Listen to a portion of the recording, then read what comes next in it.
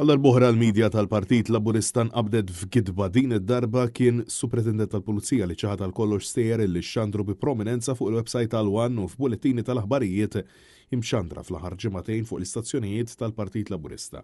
Wan rrepeta gidba li fin tal-ex-preżentatur tal-istessazzjon Carson Navarra dwar l-ex kandidat tal-Partit Nazzjonalista u ex-ġurnalista net Television u TVM Norman Vella.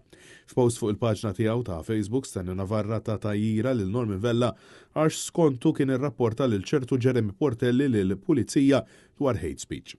Stenni Navarra allega wkoll li Norman Vella ma telax il-qorti meta ssejjaħ biex jixed fil-każ kontra Portelli, iżda kif ikkonfermat bil-miktub mis-Superintendent tal-Pulizija illi mexxa l-każ xejn minn dan ma kien veru.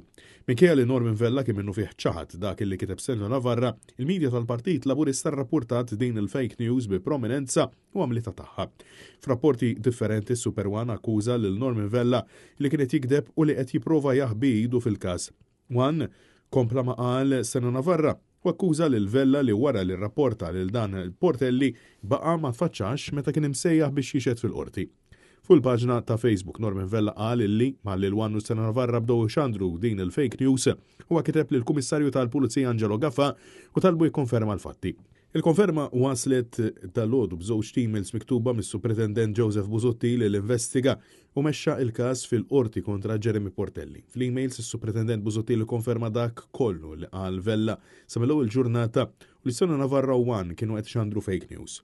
Superintendent Buzotti li konferma li Norman Vella qatt m'għamel rapport lil pulizija dwar dak li kiteb Jeremy Portelli u konferma wkoll illi Vella qatt ma ntalab jew issejjaħ biex jixed fil-każ ta' pulizija kontra Jeremy Portelli. Post separat Norman Vella żvela wkoll li Jeremy Portelli tressa l-qorti mill-Pulizija għax fl-anniversarju tal-assassinju ta' Daphne Caruana Galizia fil-paġna tal-Istazzjon Nazzjonali TVM ħalla kumment li fih esprima l-ferħ tiegħu għal fatt li Daphne nqatlet. Vella qal li fil-waqt li huwa dibattibbli kemm dak li kiteb Portelli konsistix f'hate speech li jikser il-liġi, m'hemmx dubju li dan huwa diskors ta' sow disgustanti u ta' stmerrija.